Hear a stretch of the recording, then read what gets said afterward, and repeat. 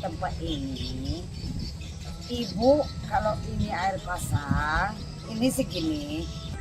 Tapi ada sebagian hutan mangrove itu rusak.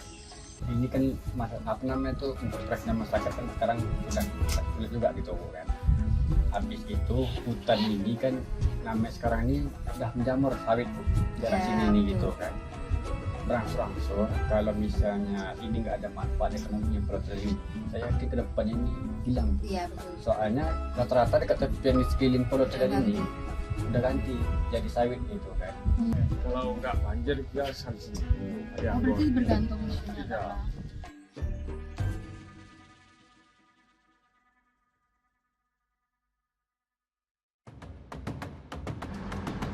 Kami melakukan perjalanan dari Yogyakarta ke Dasrokan untuk merekam langsung praktik-praktik pengelolaan lahan berkelanjutan yang dilakukan masyarakat dan para pihak di berbagai segmen das.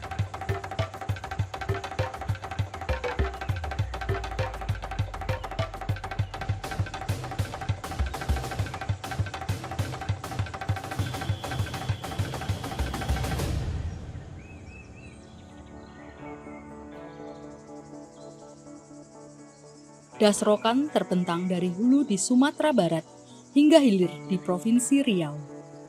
Setiap segmen das memiliki karakteristik fisik dan sosial yang unik, serta tantangan tersendiri akibat perubahan iklim. Hulu menghadapi deforestasi, bagian tengah terdesak oleh ekspansi sawit, dan hilir rentan terhadap banjirop serta degradasi pesisir.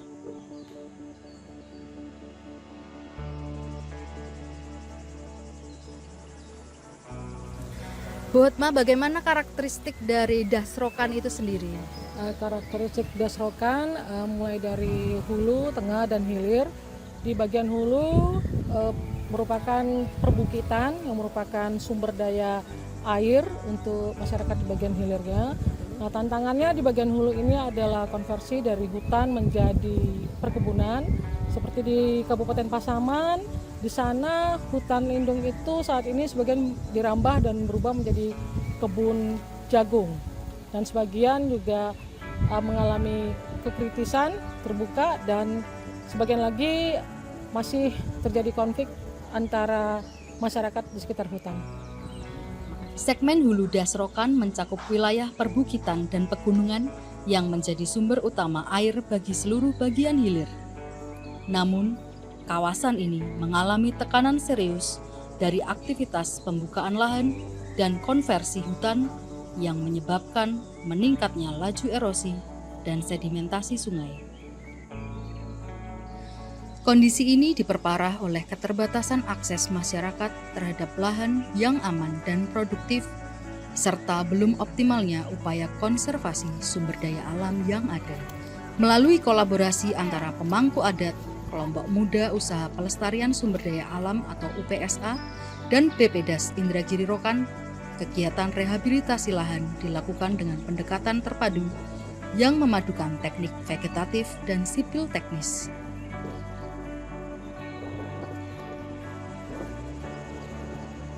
Lahan di area hutan cagar alam Rimbo Panti dikelola keberlanjutannya melalui upaya konservasi flora dan fauna endemik. Hal ini sekaligus berperan dalam menjaga keseimbangan fungsi jasa ekosistem di dalamnya, sembari dikembangkan menjadi titik edukasi. Berdiri di atas tanah yang berstatus kawasan hutan lindung, pengelolaan lahan oleh masyarakat melalui penanaman tumbuhan difokuskan pada lahan gundul yang tidak tergarap. Setelah penanaman tumbuhan, dilakukan pengembangan sarang lebah untuk menghasilkan madu galo-galo.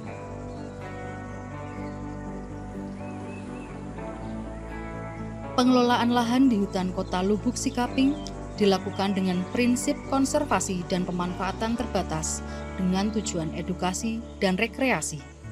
Hutan kota dirancang dapat memberikan manfaat ekologi, sosial, dan ekonomi bagi masyarakat Lubuk Sikaping. Perjalanan dari hulu ke penggal tengah Dasrokan membawa kita menyusuri bentang alam yang mulai berubah dari kawasan berhutan menuju area yang didominasi oleh lahan-lahan produksi dan pemukiman.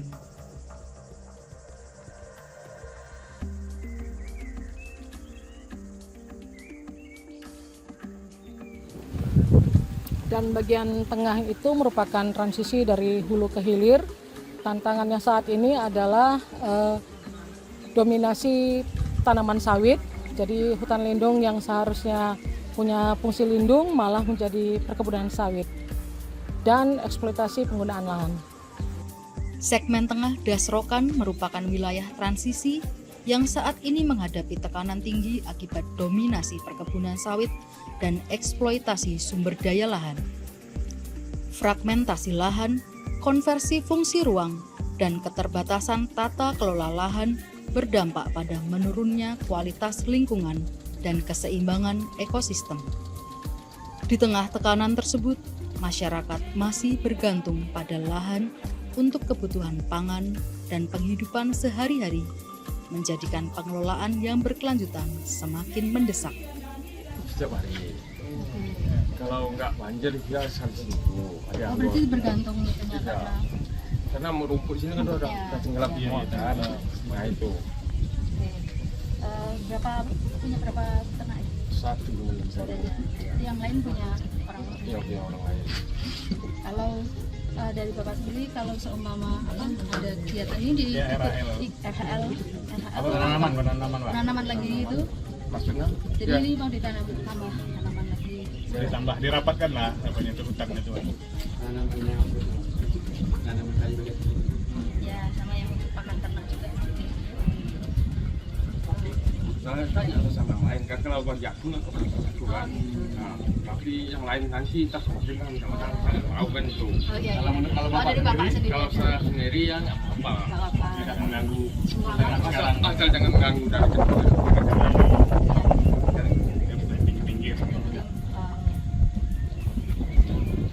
Jadi kalau selama nggak mengganggu itu nggak masalah ya Pak? salah bagi aku, tapi bagi yang lain tak. Karena lebih banyak punya orang dari permintaan, saya lagi kan itu. Ya kalau Pak satu. Kelompok Tani Hutan Si Arang-Arang Lestari berfokus pada kegiatan rehabilitasi hutan dan lahan atau RHL dalam menangani ancaman utama, yaitu pembukaan lahan untuk pertanian intensif dan perkebunan sawit, serta degradasi lahan akibat erosi dan penurunan kesuburan tanah.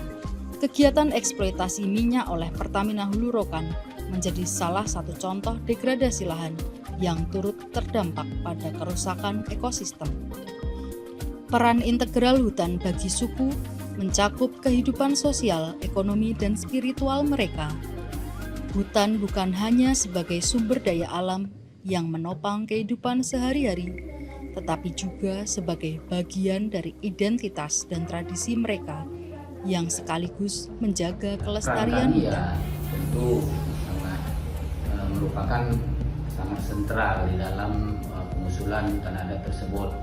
Kami bersama Dinas Lingkungan Hidup dan Kehutanan dan NGO melakukan advokasi terhadap masyarakat maupun proses pengusulan hutan adat tersebut. Sebagaimana kita ketahui bahwa Desa Adat Kusuma Ampai ini adalah di mana suku Sakai yang ada di sana itu mereka sudah hidup secara turun-temurun dan mereka sangat peduli terhadap kelestarian lingkungan, terutama kawasan hutan yang ada di sekitar pemukiman mereka. Nah, mereka sangat menjaga karena di sana ada nilai-nilai baik itu nilai-nilai secara adat istiadat, budaya, kemudian juga dijadikan sebagai tanaman obat. Strategi yang akan dijaga dalam rangka melestarikan hutan adat di Kusuma Ampai adalah bagaimana peran KPH bersama dengan pemerintah daerah itu pertama memberikan pendampingan dalam rangka mendorong agar masyarakat di sana tetap mempertahankan hutan tersebut. Keberadaan Pulau Tilan tetap terjaga berkat komitmen Ninik Mama dari suku adat 7 Kepenghuluan Rantau Bais dalam menjaga dan melestarikan hutan meskipun menghadapi tekanan ekonomi. Meski demikian, perubahan penggunaan lahan yang terjadi di sekitar pulau menjadi ancaman nyata bagi keberlanjutan hutan dan kesejahteraan masyarakat. Harapan masyarakat itu gimana? Ini kan untuk perekonomian masyarakat kan sekarang sudah sulit juga gitu kan. Habis itu hutan ini kan namanya sekarang ini udah menjamur sawit tuh daerah sini ini gitu kan. Berangsur-angsur kalau misalnya ini nggak ada manfaat ekonominya pulau ini, saya yakin kedepannya ini hilang. Iya betul. Soalnya rata-rata dekat tepian di sekeliling pulau ini udah ganti jadi sawit gitu kan. Itulah kita kan harap kita kan program pelestarian hutan ini juga seiring dengan perekonomian masyarakat gitu kan. Kalau misalnya hutan lestari, masyarakat pun nggak ada tempat untuk mencari ekonomi dia gitu kan. Ya mata mau lagi pak gitu ke dalam sawit orang. Jadi harapannya kan dari pemerintah, mungkin dari pihak swasta, daerah, dari BUMN gitu kan. Dapatlah bagaimana bukan semata memikirkan masyarakat, cuma memikirkan hutan ini agar masyarakat ini menjaga dengan baik.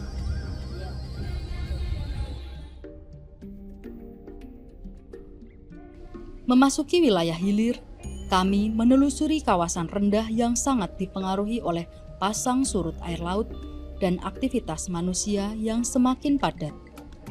Perubahan drastis mulai terlihat pada kondisi ekosistem dan infrastruktur.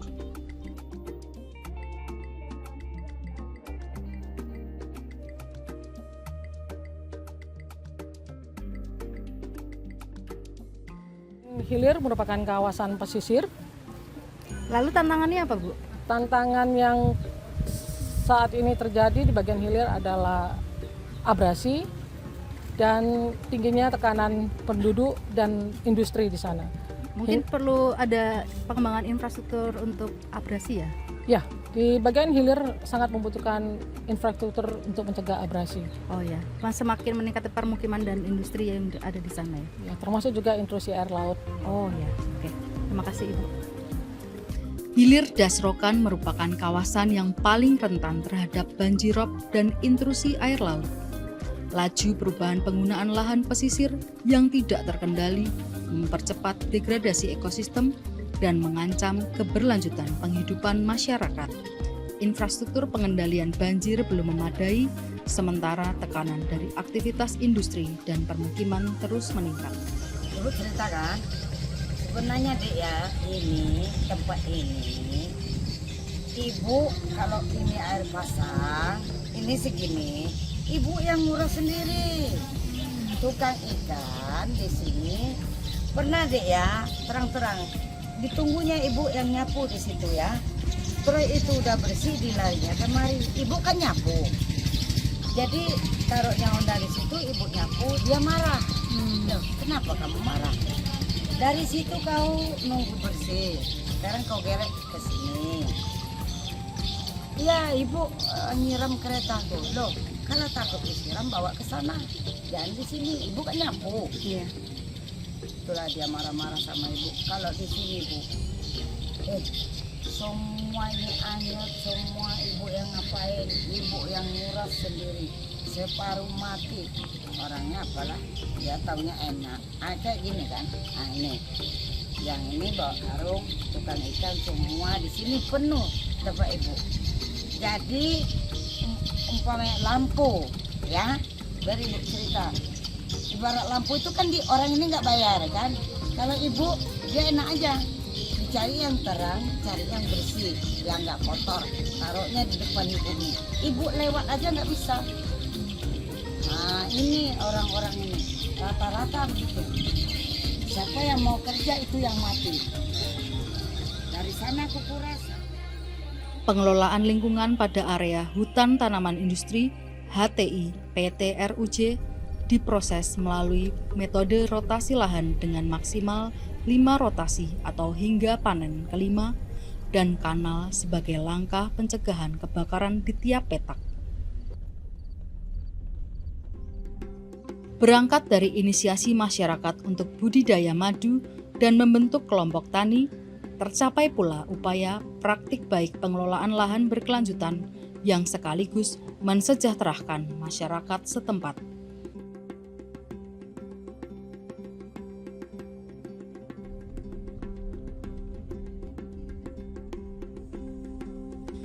Bentuk nyata komitmen PT Sindora Seraya dalam pencegahan alih fungsi lahan menjadi perkebunan sawit dengan membentuk kanal air untuk perkebunan sawit serta budidaya tanaman non-sawit. Sekian hektar luasan lahan tanaman non-sawit seperti akasia dibudidayakan dalam kawasan lahan PT Sindora Seraya. Sebagai upaya mengurangi degradasi lingkungan akibat alih fungsi lahan menjadi perkebunan sawit, pemerintah berkoordinasi dengan masyarakat untuk mengoptimalkan lahan yang tersisa sebagai lahan. Ini salah satu intervensi pemerintah itu dengan membeli lahannya, Pak.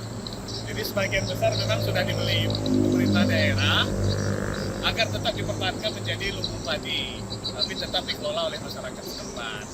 Yang awalnya memang sudah padi di sini kelompok tani lah.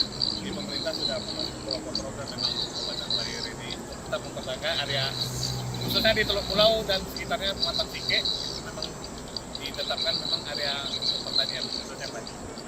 Assalamualaikum warahmatullahi wabarakatuh. Saya dari KTH Serusa Berjaya, Kepulauan Serusa, Kecamatan Bangko, Kabupaten Hilir. Pada siang ini kita berada di kawasan hutan mangrove. Ya, alhamdulillah bagian di sini masih dalam keadaan baik-baik saja. Tapi ada sebagian hutan mangrove itu rusak. Rusak karena ada perambah perusakan hutan mangrove. Jadi untuk dari itu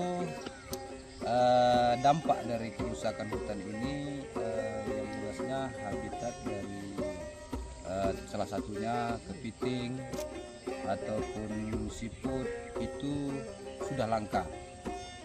Bisa dikatakan langka. Kenapa?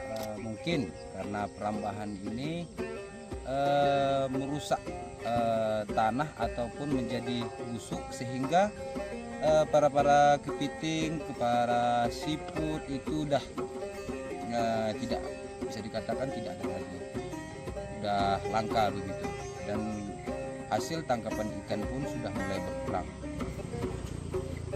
Perawatan hutan mangrove ini terkhusus dari pemerintah yang berwenang bisa untuk mengembalikan hutan mangrove ini menjadi hutan yang tidak diganggu lagi atau dirambah lagi oleh oknum-oknum yang tidak bertanggung jawab. Oke. Kawasan hutan di wilayah pesisir Rokan Hilir mencakup kawasan hutan bakau sebagai habitat spesies asli seperti kepiting, siput, dan ikan yang salah satunya dikelola oleh kelompok tani hutan Serusa Berjaya sebagai pelaksana dalam penanaman dan pemeliharaan tanaman guna mencegah meningkatnya kerusakan bakau. Berbasis sumber daya lahan dalam aksi mitigasi perubahan iklim merupakan langkah multistrategi karena berpotensi meningkatkan serapan karbon dan menurunkan besar emisi karbon. Praktik pengelolaan lahan berkelanjutan, menjaga fungsi dan melakukan restorasi sumber daya lahan demi tercapainya peningkatan serapan karbon, meminimalkan dampak degradasi lahan dan pengembalian fungsi lahan. Melalui pengelolaan lahan berkelanjutan dapat terwujud ketangguhan sumber daya lahan terhadap perubahan iklim melalui intervensi praktik di tahap pencegahan, pengurangan, dan restorasi. Identifikasi tingkat degradasi lahan mendasari penentuan aksi praktik pada aksi pencegahan sesuai untuk lahan dengan kondisi degradasi yang belum nampak signifikan. Pelestarian nilai-nilai budaya dan lingkungan melalui pengakuan hutan dan rumah adat masyarakat Kesumbu Ampai secara hukum. Pembangunan sistem kanal pada lahan gambut berfungsi sebagai upaya pengendalian tata guna air guna mencegah kerusakan hutan dan lahan yang disebabkan oleh kekeringan ataupun kebakaran.